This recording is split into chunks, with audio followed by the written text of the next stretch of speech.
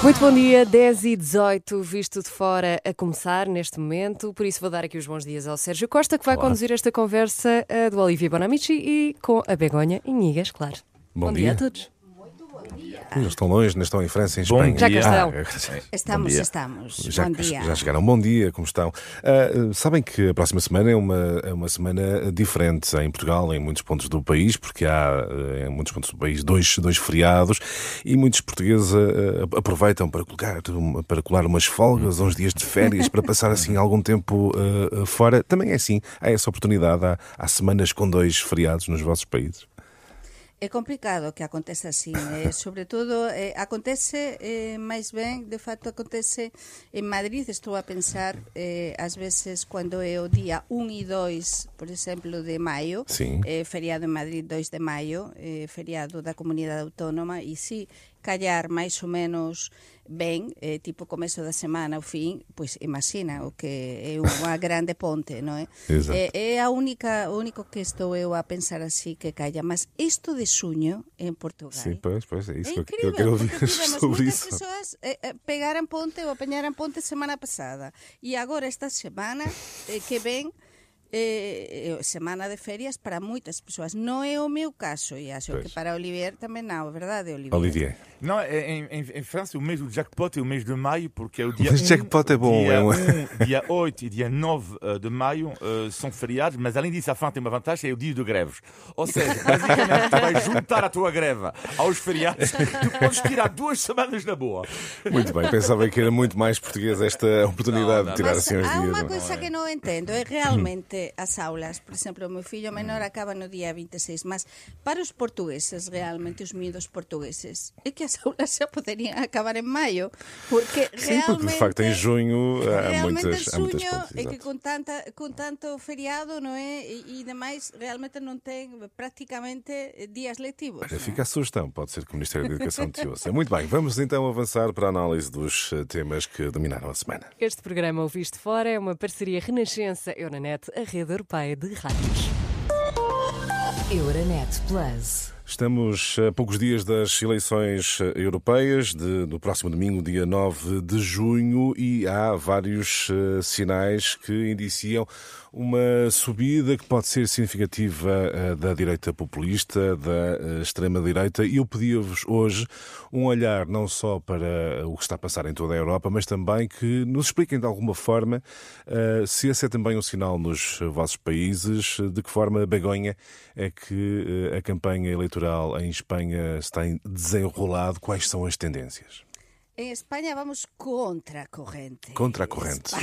España is different. Como decía un eslogan non há moito tempo. Vamos ver. Fora brincadeiras. En España eu acho que estamos... há unha luta até na esquerda, non tanto na direita. Eu penso que a direita radical, realmente, o extremismo en España, o populismo radical de extrema direita da Vox, ficou, non sei qual é que vai ser o resultado, mas as sondaxes, que moitas veces non acertan, non? Mas as sondaxes, en principio, non dan unha subida da Vox, ao contrario, en España, que é o partido máis a direita, máis radical. Mas sí, há unha luta á esquerda, curiosamente, porque temos as últimas sondaxes están a dar unha leve, poquísima vitoria, con poquísima diferenza do Partido Popular, de centro-direita, sobre o Partido Socialista do Pedro Sánchez, que está a gobernar, mas á esquerda do Partido Socialista temos unha luta entre Podemos e Sumar, que realmente son irmãos, nasceran xuntos, non é? E que o Partido Socialista... Sim, para se perceba, o Sumar e o Podemos não há grandes diferenças ideológicas. Exatamente. E então o Partido Socialista está a aglutinar, está a engolir a Sumar, mas Podemos está-se a radicalizar a esquerda. Portanto, temos partido máis radical á esquerda, Podemos, con a súa mensaxe máis radical do que nunca, e temos a direita Vox, mas non temos unha votación moito expresiva por parte en principio, a priori, ou un resultado moito bom da Vox. Para lá dos Pirineus, Olivier, a situação é bem diferente, porque a extrema-direita lidera as sondagens de uma forma muito confortável. Qual é o cenário que antecipas? O cenário, no dia 9 de junho, a França vai viver uma revolução. Eu diria que é uma revolução que eu acho que a França nunca viveu uma revolução como vai viver agora a revolução, que se viveu uma revolução, mas já no século XVIII. Mas vai haver uma revolução ao nível político, da política moderna francesa. É verdade que há 5 anos a extrema-direita ganhou as eleições com um ponto de vantagem sobre a lista de Macron. Mas desta vez, as sondagens indicam que vão ter o dobro, digo bem, o dobro dos votos do que o partido de Macron. E isso, o que é que vai fazer? De duas, o Macron envolveu-se imenso da campanha. Macron vai ter uma questão aqui fundamental, que é: continua ou não com este Parlamento? Exato. Sim, até porque o cabeça de lista do RN, portanto, do partido de Marine Le Pen, diz que sugere a dissolução da Assembleia Nacional. Mas faz sentido o que ele está a dizer, porque assim, se uma coisa é ganhar, e a extrema-direita vai ganhar, mas é a dimensão desta vitória. E se a extrema-direita ganhar com o dobro, vai ser muito complicado, na minha opinião, para Macron. Ele vai ter que tirar as eleições, vai ser um dos grandes derrotados deste escrutínio, e vai ter que tirar as eleições. E a questão da dissolução coloque-se aqui. A questão aqui, a revolução, porque houve sempre em França, sempre até a data, a questão do que chama em França o plafond vert, ou seja, em Portugal, que é a barreira republicana. Sim. Eu acho que é um cerco sanitário, exatamente. Estava a procurar a palavra. O cerco sanitário acabou. Esse cerco sanitário acabou em França, pelo menos no que diz respeito, por várias razões, não é bom, mas... Muito rapidamente, alguns fatores. As pessoas estão fartas no nível do poder de compra, não veem, há um problema também que não resolvido com a questão da imigração em França, depois esta maneira dá as suas respostas, mas de uma forma geral, os franceses estão fartos e experimentaram tudo, exceto uma coisa. Que é a extrema-direita. Como os italianos, não? Porque é que a Meloni chegou ao poder? Porque até tentaram tudo, esquerda, direita, Berlusconi. Grande instabilidade política também. O movimento 5 estrelas. A França, Macron, a jogada dele é: você experimenta uma outra coisa, que não seja esquerda, direita. Também os franceses experimentaram. É o fracasso. E, portanto, agora a direita radical tem o caminho aberto, na minha opinião, para o poder. Em França. Begonha, porque é que também há dificuldades, também há escasso poder de compra em Espanha, também há instabilidade política. Porque é que em Espanha a Vox não está a capitalizar esse eventual descontentamento? Porque Vox comenzou, acho que moito antes, por exemplo, do que xa en Portugal e noutros países, non é? Vox teve a súa expansão, o seu crecimento realmente máis expresivo. No caso, estamos a falar do ano 2017, 2018, e como a Vox entrou xa a formar parte de algúns gobernos autonómicos en España, e houve tamén momentos polémicos con imposições da Vox aos seus socios, neste caso do Partido Popular, nalgúns gobernos autonómicos, non é? Con temas moito fracturantes. Acho que os votantes tamén vieran como é que são ou este partido e como é que se comporta. Já experimentaram, não é? Exatamente no momento de governar e de fazer política. E depois nós en España temos outra situação, por isso digo Spain is different. España é diferente. Por quê? Porque nós temos unha sociedade moito polarizada, mas moito polarizada non pela extrema direita, como acontece no resto da Europa ou en moitos países da Europa, e o resto dos partidos. Non, polarizada entre as persoas que defendemos, como é o meu caso, a unidade de España, que non tens por que ser de extrema direita por defender a unidade de España, non é? Simplemente defendes a heteroxeneidade de España, as comunidades autónomas españolas, as linguas propias que nós temos, que é unha maravilla, non é?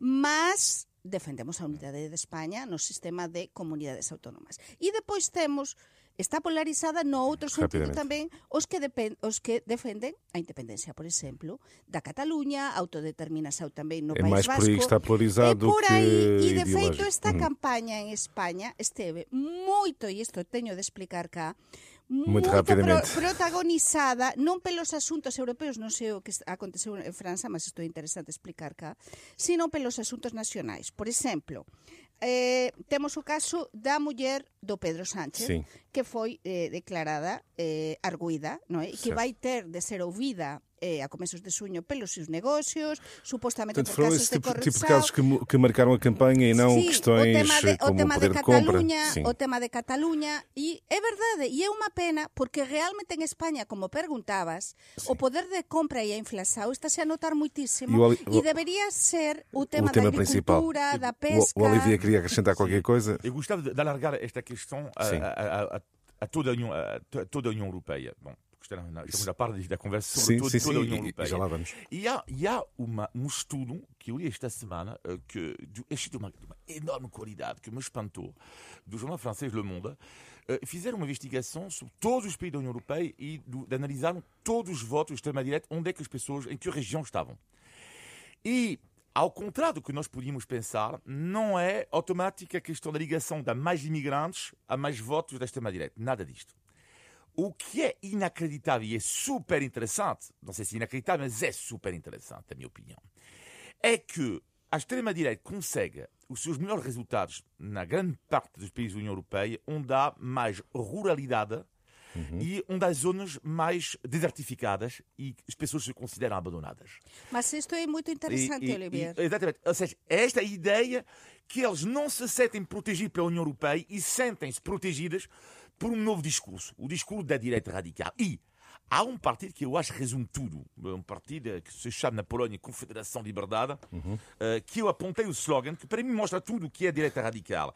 Que é a direita radical quer acabar com as normas de Bruxelas sobre os carros elétricos, acham que é uma tanga, as alterações climáticas. Estou a caricaturar agora, mas basicamente isto. Bom. Mas o que é que este partido diz, o slogan? Para mim diz tudo a direita radical. Uma casa, um barbecue, um jardim, 2 carros e férias. E é exatamente isto. E este discurso, ou seja, basicamente é também, eu acho que ilustra também o que é a direita radical, perante também um sentimento de abandono por parte de algumas pessoas. E depois há outra coisa que eu acho muito bem isto que diz Olivier, de pôr também no mapa os temas europeus, porque estamos nesta parte da Europa do noso programa, e realmente eu fiquei muito clarificada con unha imaxe publicada ontem, acho que foi no Labo de Galicia, onde explica precisamente a importancia e o impacto das rexións e depois da adesão dos diferentes países da União Europeia ou a União Europeia, non é? E qual é o atraso e os países onde fican as rexións máis atrasadas, non é? E as que fican máis longe do patamar da media europeia. E entón continuamos a ter exactamente no interior da Europa, en algúns pontos, estaba a falar da Polonia e tal, onde realmente esas rexións fican por trás da media europeia e continuamos a ter, lembremos cá, na España e en Portugal, e na Italia, no sul da Italia, e na Grecia, é dizer, no sul da Europa, aínda que avanzamos moito, rexións que precisan máis do que nunca da Unión Europeia e temos os temas, como eu disse há un momento, como é a agricultura, a Europa é fundamental para a defensa dos direitos agrícolas nosos, da pesca. Nós somos, tanto Portugal como España, países para os que a pesca é grande parte tamén, é muito importante na nosa economía, e então a Europa é fundamental para defender estes direitos. São fatores, Begonha, que podem motivar de facto um crescimento exponencial da direita populista e nesta manhã falávamos e ouvíamos a politóloga Marina Costa Lobo a dizer que os eurocéticos terão um papel fundamental nas decisões europeias. Podem ser 25% do novo Parlamento Europeu. Olivier, como é que tu vês, antecipas a Europa no pós-9 de junho? O perigo para mim, para mim, da direita radical vai ser se esta direita radical se unir. Neste momento não há união ainda. Sabemos, já falamos disto, há 2 famílias políticas da extrema-direita. Se ela se unir, para mim é um grande perigo.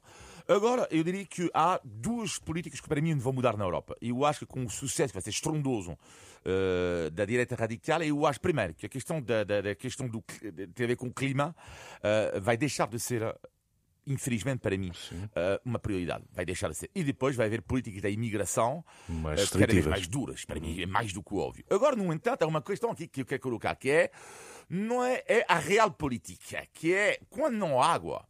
Não há água. Tu podes andar com as tuas tangas a me dizer que não há alterações climáticas. Mas se não há água, não há água. E vimos a senhora Meloni que, ao nível do seu discurso, vimos que ela adotou um discurso mais de real política. Mais moderado. Exatamente, mais moderado. E não é só uma questão para vender, a pessoa que diz, é para vender, para dar uma boa imagem. Não, porque quando tu estás dentro das contas, tu podes dizer que não há problema com o clima, mas se não há água, como é que tu fazes? Claro, se não há, quando o que é que estás tu vais a dizer? gobernar, porque ela está a gobernar. No, e depois estamos a falar da Meloni, Sim. é muito interessante porque é a noiva a que todos olham para ela e querem casar Para com garantir ela, maiorias no Parlamento. Exatamente. Então, quem é que nos ia dizer que a Giorgia Meloni ia ser tan decisiva, ou poderia ser tan decisiva, non é?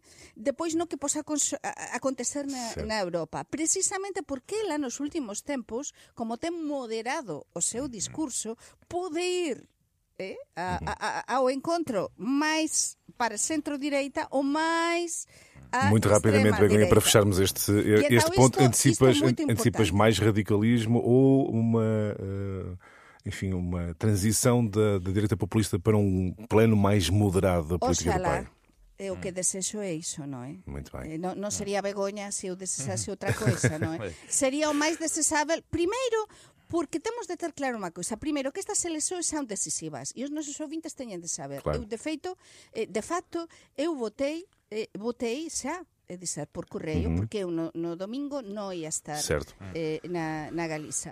E votei por correio. Por qué? Porque estas eleições son máis importantes do que cualquier outra eleição. Non só porque a Europa é moito importante neste momento, sino porque estamos nun momento decisivo na nosa historia. Por iso, porque nas nosas mãos está que se radicalice máis o discurso europeo ou que continuemos con o bon senso e um certo consenso. Fica essa ideia. Olivier, julgo que tinhas algo a acrescentar. Super rápido. E estou curioso por ver se no resultado do domingo vai haver, além da vitória da direita radical, se não vai haver uma pequena surpresa no que diz respeito à resposta à social-democracia, que é uma certa resposta à subida da direita radical. Vou dar dois países, de exemplo, disso. Dou a França, neste momento o PS, que estava quase morto, há uma candidatura que está a fazer um bom resultado, está à volta de 15%, 16%, o PS estava morto, e os Países Baixos. Os Países Baixos, os últimos vi esta manhã, não sei se está confirmado ou não, mas que há os sociais-democratas nos Países Baixos estarão à frente, segundo os primeiros estimativos. Não é oficial, sim.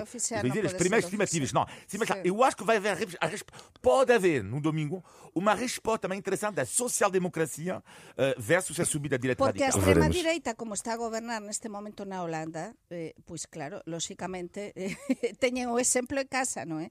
O que eu explicaba antes, que unha vez que gobernan, temos o exemplo e entón os electores, e por iso é moito importante que os indecisos vayan a votar. Pessoas que teñen pensado, mas veremos qual é o papel. Non ten importancia isto, non é? Deixamos, porque eu penso que quantas máis persoas votem, sempre mellor. Muito bem. Feita a análise ao principal tema europeu, que são as eleições do próximo domingo e o pós-9 de junho, vamos avançar para as questões nacionais. Vamos, e eu relembro que este programa é uma parceria Renascença-Euronet, a rede europeia de rádios. Euronet Plus. Milano. Zagreb.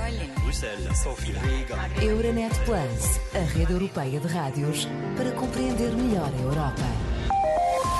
Eu sei que mudamos para os temas nacionais, mas vamos manter a campanha para as europeias, para fazer análise à campanha em Portugal. O teu olhar, Olivier, quais são os pontos mais relevantes? Bom, eu diria que, ao contrário do que acontece, por exemplo, em França vai haver uma revolução. Em Espanha, tudo indica que não vai haver uma revolução, mas que vai ser igual sempre, PS.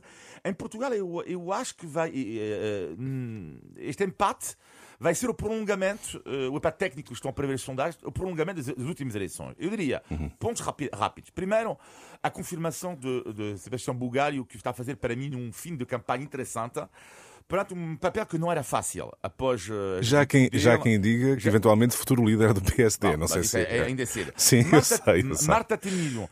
Eu diria que Marta Temido tinha um papel, na minha opinião, mais fácil do que Sebastião Bugalho.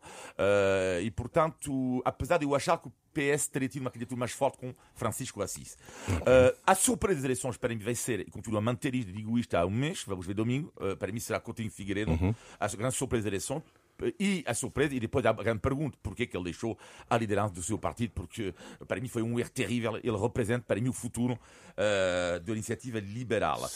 E depois o Chega, o Chega é evidente, para mim vai ser uma das grandes, acho eu, vamos ver, um dos grandes derrotados por duas razões.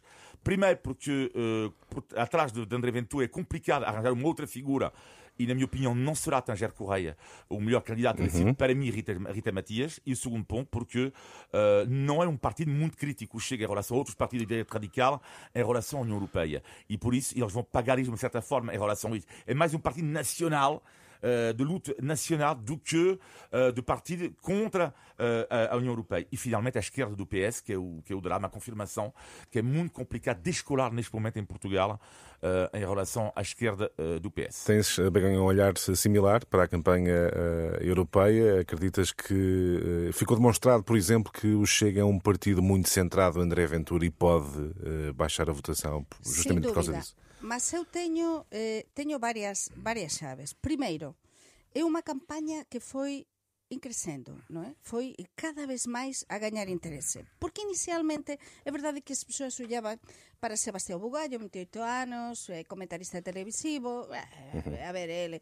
Mas é verdade, foi crescendo. Até moitas persoas, eu sei, moitos analistas, dicían, oia, e ele, como que vai estar nos mercados? Como que vai estar lá cando vai ao Miño no norte? O Sebastián Bugallo esteve moito ben. Sorprendeu mesmo. Se desenrascou moito ben. E todas as persoas dixen non ten experiencia. Está claro que ten unha costela política. Está clarísimo, xa ficou demostrado. E depois temos o caso da Marta Temido, que tamén vou concordar co Olivier, os estamos a concordar moito. Mas a Marta Temido é verdade que inicialmente partía con vantaxe, porque a Marta Temido, primeiro, a popularidade que tiña, xa cando ela estaba no goberno, non é? E ela é verdade que o fez bastante ben. Conseguiu capitalizar essa popularidade ou não? Sí, mas para a Marta Temido acho que foi un problema o acompañamento continuo do Pedro Nuno Santos. Penso que, e depois o Costa por enquanto non apareceu, non é? Neste caso, ela desenrascouse moito ben, ela foi a Marta, e de feito ontem teve as mulleres do partido, teve a Elisa Ferreira, teve a Ana Gómez a apoiar, non é? Fez unha boa campaña, tanto Bugallo como a Temido, o que eu disca a semana pasada, continuo a pensar o mesmo. Fixeran boa campaña. E isto que preguntabas do Chega, é verdade. André Ventura quis capitalizar a campaña, iso é un problema. É verdade que non há unha outra figura, e sí que a Rita Matías é a única, eu penso, que pode descolar e destacar dentro do Chega. O candidato, evidentemente, non é un bon candidato, e lembrome no programa de Ricardo Araújo Pereira, no outro día, como explicaba perfeitamente como o candidato do Chega estaba sempre nun segundo e está sempre nun segundo plano. Isto pode ser un problema, mas, olla, eu non estou tan convencida como Olivier do resultado, porque en Portugal tudo pode acontecer. Claro, mas uma das bandeiras do Chega... Moito voto envergonhado. Muitas persoas que não dizem que não vão votar no Chega. Mas poderão votar no próximo domingo. Votar, uma das bandeiras do Chega é a imigração e em plena campanha o Governo avançou com um plano de imigração com medidas mais restritivas à entrada em Portugal de imigrantes, desde logo o fim da manifestação de interesse. Como é que tu olhas para este facto, Olivier? A apresentação deste plano de um tema tão sensível em pleno período eleitoral? Eu acho que eu vi um plano incompleto. Porque, por exemplo, a ideia de arranjar um visto de trabalho antes de emigrar para Portugal é algo que se faz em outros países. Não é algo escandaloso. Nada escandaloso. Agora, vamos a exemplo concreto. Então, mas alguém que tenha uma empresa, por exemplo, trabalhador na praia, um bar de praia, por exemplo, procura pessoas, não arranja, imagina pessoas portuguesas, como é que faz? Foi a reportagem que fizemos esta semana. Mas como? Claro. Mas como é que faz? Concretamente, é questão concreta. E acho estranho que um partido que às vezes se diz pragmático não tivesse esse pragmatismo. Portanto, não se resolve com burocracia só. Pareceu-te jogada eleitoral, foi isso? Pareceu-te jogada eleitoral? Não necessariamente. Não, eu acho que não. Mas é só uma parte da resposta. E depois outra parte da resposta. Mas onde é que está a condenação, o problema? Um imigrante, mesmo quando vem com visto de trabalho, o que é que garante que ele vai ser protegido? Não, as propostas que eu vi não me convenceram sobre a proteção destas pessoas. Estas pessoas, num país de acolhimento, ok, então elas têm que respeitar a regra. Ok, mas se tu respeitas a regra, é o caso da Suíça, por exemplo, que é dado em exemplo por muitas pessoas, não é? Sim. Mas a Suíça faz isso que é complicado. Não é assim tão simples também na Suíça, mas a partir do momento que tu entras, dão-te a proteção. Mas eu não vi nas medidas da AD estas proteções em relação aos imigrantes. É um plano interessante, mas para mim incompleto. Incompleto. Partilhas desta opinião? É incompleto? Terá que haver, Begonha, no futuro uma política migratória mais abrangente? Eu penso que o actual goberno quer ter obra e o que está a tentar demostrar é que está a facer ou quer facer moitas mudanças e a presentar novas propostas, non é? En determinados, cada semana está a presentar algo novo, non é? E este plano ten coisas moito interesantes. É verdade que Portugal estábase a convertir un coladeiro, que nos dicemos galego, non? Un coladeiro de migrantes. É moito bon, e eu defendo ser un país de acollida ou de acollimento. É moito importante, como é España, como é Portugal, mas há unha serie de normas. Non pode entrar todas as persoas sin ningún tipo de controle de normas, porque depois acontece o que está a acontecer no Alentejo, por exemplo, com pessoas que veñen de Asia. Mas quanto à parte da proteção das pessoas que acabam por entrar, o Olivier tem algumas dúvidas. Aí está, precisamente, o goberno quer deixar obra, mas este plano, se callar, non foi estudado, nin foi preparado con toda esa actitude e todos os detalles que debería, porque non deixa de ser un proxecto e un programa moito complicado. É moito complicado. E sensível. Portanto, falta insensível, exactamente, insensível para a opinión pública e para a população. E, sobretudo, un país de acollimento, como sempre foi, un país de acollimento e moito solidario, Portugal. Por iso, era preciso este plano? Sim, era preciso. Que ten fallas? Sim. Mas, olla, estas fallas depois pode-se emendar, não é? Pode-se eventualmente com uma política migratória mais abrangente. Exatamente, é o primeiro passo. A marcar esta semana também as propostas para a redução do IRS. A proposta da AD não passou. Passou, Olivier, uma proposta, em parte muito similar do Partido Socialista. A grande diferença é que nos escalões mais elevados não haverá uma redução do imposto tão direta. Mas, mais uma vez, os partidos que sustentam o governo em Portugal não conseguiram passar a sua medida, passou a medida do maior partido da oposição. Teremos aqui definitivamente um bloqueio ou simplesmente é a democracia a funcionar? Como é que tu olhas para esta situação? São as duas coisas. Sim, claro que a democracia a funcionar. É mais do que óbvio. A democracia funciona e bem, ao contrário do que as pessoas acham. Sim. Na maioria das vezes ela funciona. Eu gostei imenso da palavra da expressão do xeringonça, não é? Sim, xeringonça. Mas claro que não é um xeringonça. Não concordas que há xeringonça? Não, claro que não. Não, xeringonça é uma coisa factual, uma coisa... Pronto, é só agora, xeringonça era uma questão mais profunda. O xeringonça, não. Mas apesar de ter gostado da palavra xeringonça, é algo bom, por enquanto, vai ser complicado, super rapidamente, vai ser complicado para governar nestas condições. Eu prevejo 5, 6 próximos meses ano de orçamento, momentos complicadíssimo. Olha, pois eu penso que sí que é unha xeringonça, mas é unha xeringonça diferente. Informal. Porque, exatamente. Olha, isto pode penalizar o Chega. Atenção. Pode penalizar ou pode beneficiar. Isto vai ser tamén a prova do algodão, estas eleições europeias tamén para o Chega. Porque quantas propostas xa apoiou, o Chega do Partido Socialista? Quantas votações ou en quantas votações foran xuntos xa? Não temos aqui a contabilidade, mas a percepção é que já foram várias. Sim. Portanto, esta xeringonça informal está a funcionar. Quem ia dizer isto? Non é? E então a mí pareceme, por un lado, populista, por outro lado, oportunista, mas pareceme tamén un bocado injusto, porque pareceme moito ben que se reduza, e é moito necesario, o pagamento de impostos en Portugal. Claro que sim. Mas tamén para as persoas de clase media alta, que son persoas, non teñen por que ser millonarios, mas unha persoa que gaña máis de 3.000 euros brutos en Portugal, que teña de pagar 37%, 40% de impostos, de IRPS, é moito elevado. Quanto lle queda de ordenado? Então, por iso é rica esa persoa. Então, eu penso que debemos fazia mais pensar... sentido a proposta da AD. Non, a proposta de baixar para todos os asalariados, os traballadores. Muito bem. É dizer, que é o máis normal. Depois, se ten de pôr algún imposto indirecto ou algo, mas non é normal que para uns sí e para outros não. Muito bem. Está feita a análise aos temas nacionais. Temos que avançar, temos que testar os conhecimentos sobre Portugal dos nossos analistas, Teresa. Sim, sim, e vamos já direitinhos aos Santos Populares. Vamos a isso. Índice de Tugalidade. Vamos lá saber nesta sexta-feira, Olivier Sim. e Begonha, se vocês, queremos saber eu e o Sérgio, se vocês já comeram sardinhas este ano nos Santos Populares. Contem-nos lá tudo.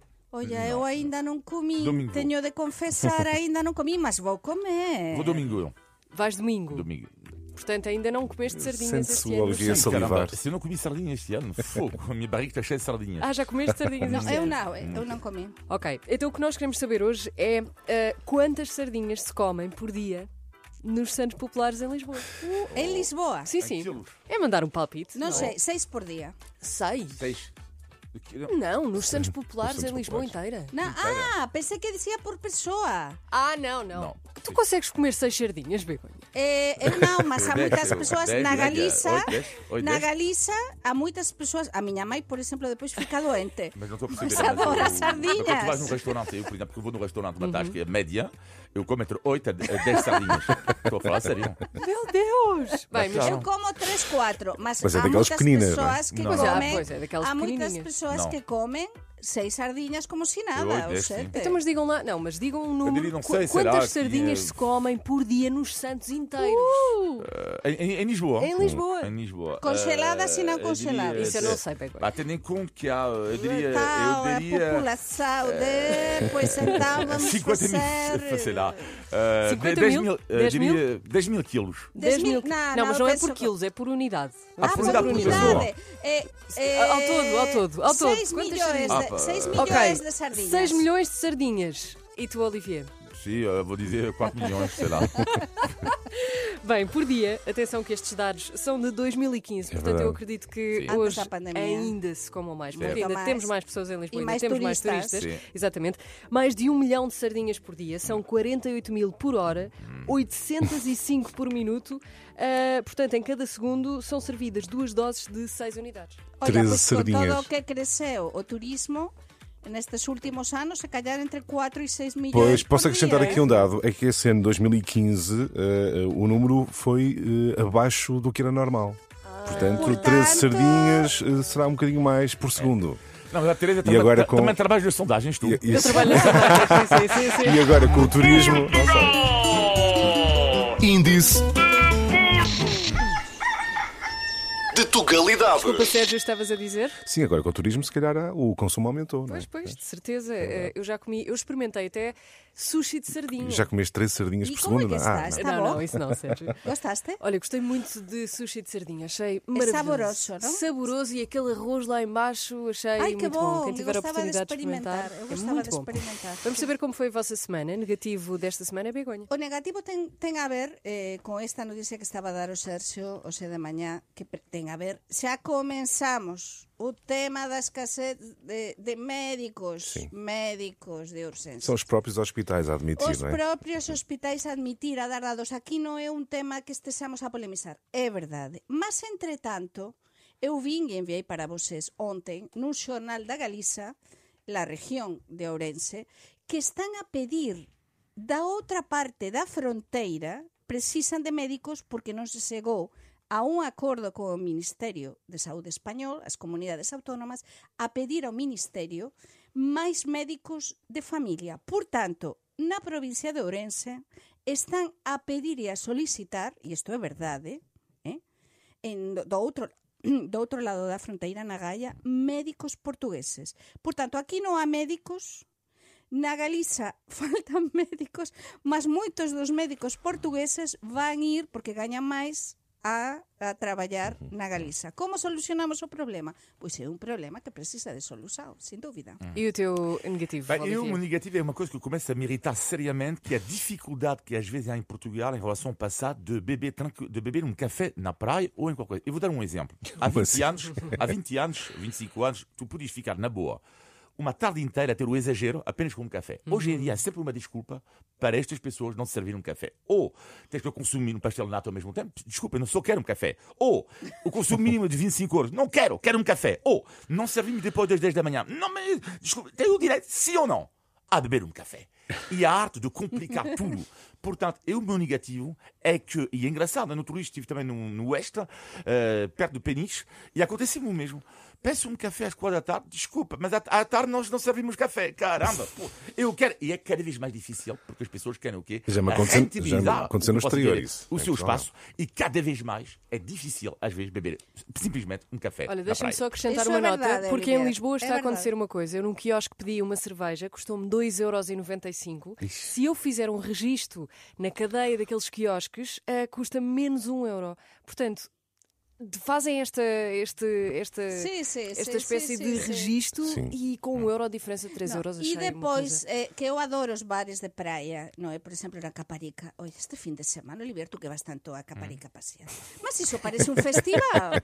Isto parece que estás, não sei. Mas houve agora um grande Mas festival não, na mas o costa. festival mas cada vez se ocupa mais praia, cada Exatamente. vez mais ruído, Sim. cada vez é o que diz Olivier, não, é do ruído verdade, é que é insuportável. é insuportável e depois queres beber isso, uma imperial ou uma cerveja e é E não te pouco, deixa, não porque te querem deixa. faturar. Já me aconteceu no estrangeiro, em Portugal nunca me aconteceu. É, exatamente. Pois Pedir em um Portugal café. está a acontecer. Está a acontecer, sim, em vez de exatamente. aprender do que não se deve fazer, está a copiar. Exatamente. Begonha, vamos saber o positivo da tua semana. Olha, o positivo nos está a ouvir neste momento, chama-se Duarte.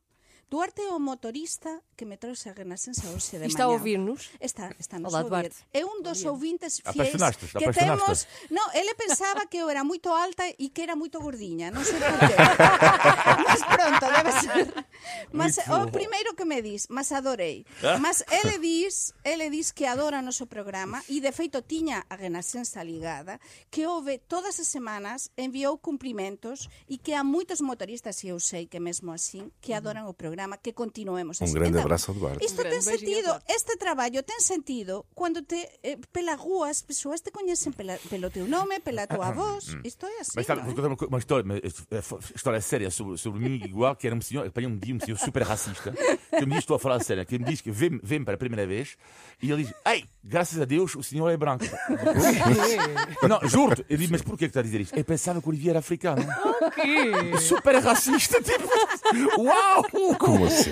Não, graças a Deus o senhor é branco. Que Deve ser horror. que as que horror. fotos Que que horror. nos tiram não saímos muito bem. Bem, Olivier, o positivo da tua semana. O positivo da semana tem a ver com duas coisas rápidas. A primeira é recordar os americanos, por causa do desembarque, os americanos que, por causa do americanismo primário que há de vez em quando na sociedade atual, eu fiquei tão emocionado a ver os velhos soldados ainda vivos que ajudaram a libertar a Europa e nunca vou me esquecer disto, da memória, do trabalho de memória.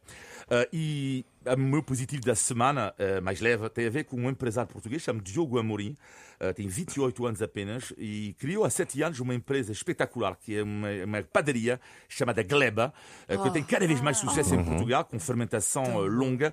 E quando cheguei a Portugal há 25 anos, achei muito esquisito um ponto. Como é que um país que tem tanto pão de qualidade tem poucas padarias? O visto de fora, mas nunca havia poucas padarias em Portugal. Mas agora E de repente, mudança, já há mais padarias, ainda não há muitas, não há, mas há mais padarias e, sobretudo, esse senhor criou 28 anos. empregos. Mas uma loucura, baseado num trabalho que ele teve no estrangeiro, voltou, fermento natural, trigo português, um grande trabalho. Diogo Amorim, 28 anos, empresário de qualidade que está a enaltecer o pão português. Muito bem. Acabamos Olha, assim boa, o visto mas de eu fora. defendo também o pão tradicional e de qualquer padaria de uma vila pequena. Não é preciso que verdade, seja seja- esse Sim, pau sim. alentejano. Pão por exemplo. tradicional. tantos Soubemos tipos que hoje bem. a Begonha apaixonou-se por Duarte. Malandro. Bem, estamos de Malandro. volta, estamos de volta na próxima sexta-feira, visto de fora sempre à sexta às 10 da manhã. Um bom fim de semana a todos. Bom fim de semana, um abraço.